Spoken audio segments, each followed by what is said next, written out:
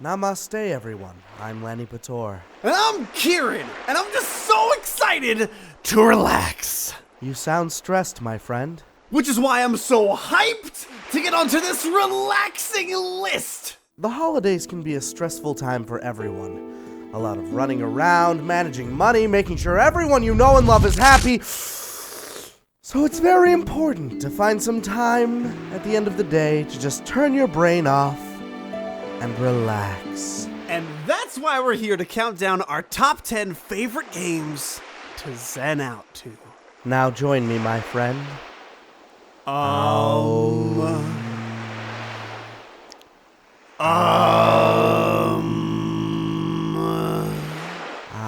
you're not gonna do it right, don't fucking do it, Kieran!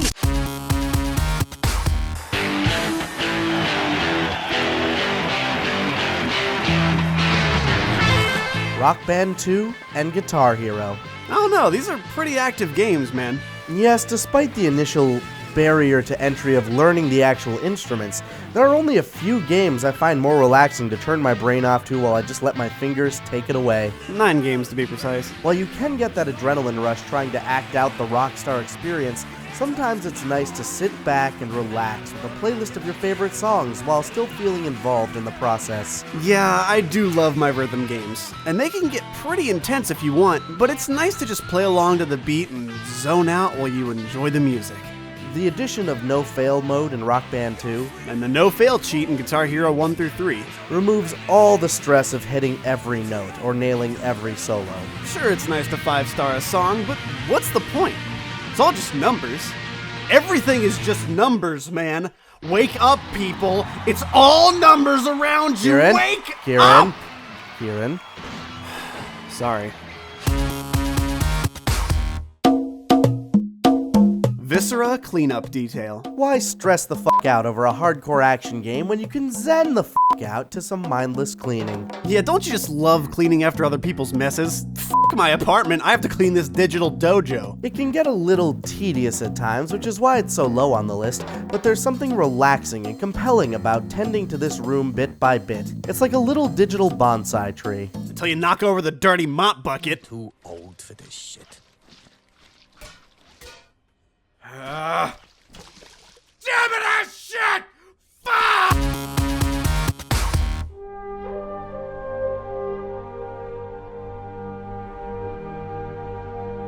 Skyrim and Fallout 3, tied as they both kind of fill the same niche. They both feature expansive worlds that are immersive, mysterious, and beg to be explored. But I gotta say, with all the enemies and dangers about, I'm kinda surprised this actually made the cut. Luckily, both games give you a custom difficulty slider that lets you turn it way down past the point of feeling threatened by any deathclaw you might run into. That is true, and it's calming to be able to explore the heights of a mountain or the depths of an elaborate cave system and interacting with the town locals. Or just hopping around the barren wastelands of Washington, D.C., popping a couple of rad roaches or mole rats and building a sick bottle cap collection. These games are just virtual playgrounds that can be approached seriously, or in our case, very casually. Which is why they fit snugly in our number 8 spot.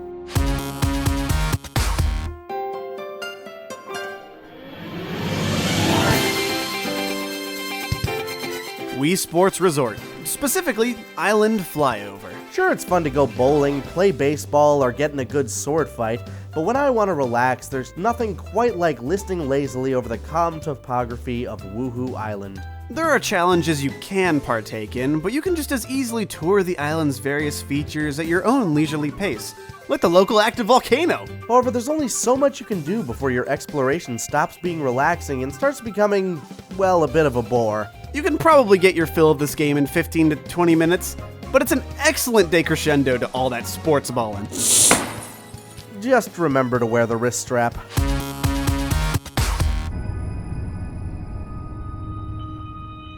Elite Dangerous. What a relaxing title. Okay, picture it with me. Truckin', but in space. You can hop from star to star at your own pace, doing, well, whatever you want to do.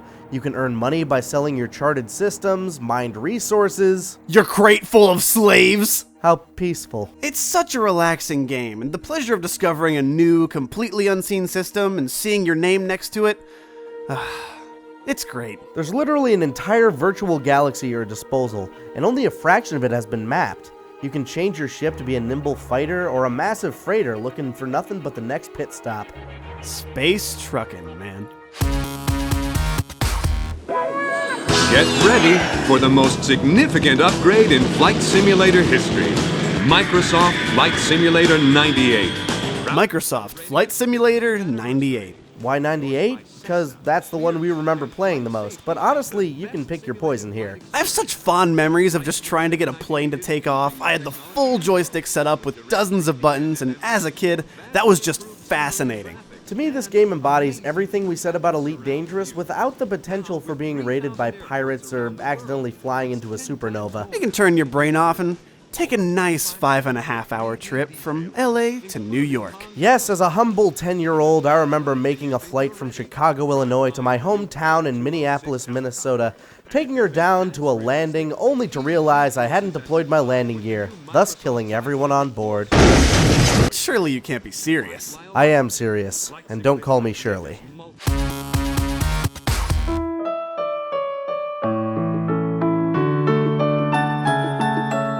Animal Crossing. Pick whichever one, they're all basically the same. You catch fish, you catch bugs, you dig for fossils, all in the hopes of someday making enough bells to pay off your mortgage. The music is serene, the NPCs are lively, and the towns all feel very natural and homey. There's no real threat or deadlines for anything. People give Tom Nook a bad rap, but he is the calmest debt collector of all time. I will say my only gripe with this game is, well, if you're an infrequent player like I am and you return from your 2-week absence, the town suddenly turns horribly passive-aggressive. They all think you left or forgot you existed. I mean, imagine playing Skyrim, and after taking a break for a month and a half, you pop the game back in, and all the townsfolk are like, "Oh, so you're that Dovahkiin guy. I didn't even think we had one. You know, what with all the dragons around? Huh?" The charm of the game is that it runs in real time, so trees, flowers, and yeah, weeds will grow over time. It also kind of sucks that you have to wait so long before you can do any of the fun, relaxing things like fishing or bug catching because you have to wait for the tools to go on sale. But once you do get them, it's all good.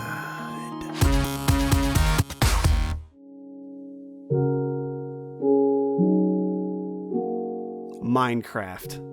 Only number 3, huh? If only because I don't personally enjoy or play the game all that much, but I will admit there are few things more zen than the random world the game builds you. 2 games to be precise. In this game, there's just so much to do. So much to see. So what's wrong with taking the back streets in your own personalized little massive world? Minecraft is the definition of freedom of exploration. Build a boat and sail the oceans, climb the heights of the tallest mountain you see, or explore the giant forest sprawling before you. You can do anything. Or you can just dig till you find that next precious piece of diamond. It has its own electricity system, natural biomes, tameable wildlife, destructible environments.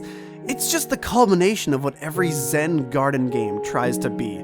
You chip away and build, one block at a time. Of course, this is all assuming you set the difficulty to peaceful, or else... Ah, damn. Star Wars: The Old Republic. Or Final Fantasy XIV. Or any massively multiplayer online RPG. These just happen to be our respective favorites. The very nature of the MMO presents a game that is meant to last hundreds and hundreds of hours. While you can pursue quest lines, there's nothing preventing you from eking a life as a merchant, a gatherer, or bounty hunter, or what have you. It's a game you can play while absent-mindedly doing pretty much anything else. You can watch a movie, TV, listen to some music or a podcast, talk to a friend on Skype, write a mildly famous internet anime parody. That explains so much. These games are tailor-made to fill your time with some form of productivity. You'll be gaining experience points from walking, talking, hitting, sitting. Basically, just about anything will grant you some feeling of success. These games all permit you the chance to interact with hundreds or thousands of other people at a time. I've made a lot of friends in these games, but for the Zen moments, I just listen to podcasts, chip away at some rocks, and flood the internet stock market. There can be tense boss fights, grandiose challenges requiring upwards of 40 people or more, dungeons that beg exploring, but it's the downtime between these things that really pushes the MMOs into the heights of nirvana. But before we get to number 1, here's a few honorable mentions.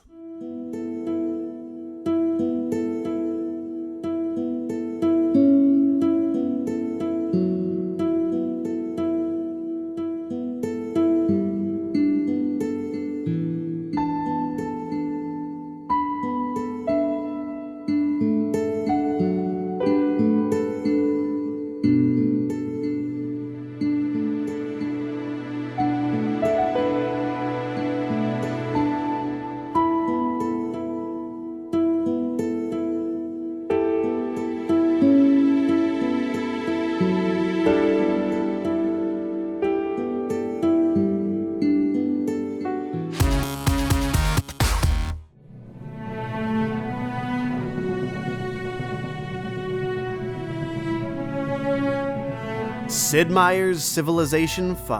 To me, nothing about this game is stressful. The music is calm, the world slowly expands as you explore, and time crawls to a standstill as you immerse yourself in the shoes of the leader of your own free nation. 6 hours can pass in the real world as centuries fly by in your digital world. You'll be up for hours researching new technologies, expanding your borders, or casually committing genocide. Take that, you Babylonian fucks! No game ever feels the same. You can pick random leaders, random worlds, and play with the intention not to win, but just serve as the curious observer throughout time and see what happens to your digital world. And setting it to a low difficulty, playing to win can be just as relaxing as playing on a high difficulty and just seeing how things pan out. Most of what we said in regards to MMOs also applies to games of Civ 5. You can do so many things while you're playing it. Hell, I was at work and played a game of Civ one time. It's something where you can just turn your brain off and go. You can check in every once in a while to make sure you're still on track, no one invaded you, or denounced you to the entire world. But hey, if they did, it's no big deal. Nah, just drop a bomb on them. See? No problem. Hey, thanks for checking out our top 10 favorite relaxing games. What'd you think of the list? What do you play to relax? Let us know in the comments below. Now, excuse me, I got a wonder to build. You're not building the great library, are you? Oh, no. Alright, good. Anyway, if you want to check out some more of our stuff, we just started our prelude to DBcember by playing through a bunch of Dragon Ball games. And what better way to start than with the first Dragon Ball game ever? Check out our first installment of Dragon Power. And hey, we also do a little show called Dragon Ball Z Abridged. Check out the newest release with Super Android 13. Got it! Yeah! You asshole! Namaste, man! Namaste! I'll namaste your face! I'm coming for that library! Whoa, Kira, what the fuck?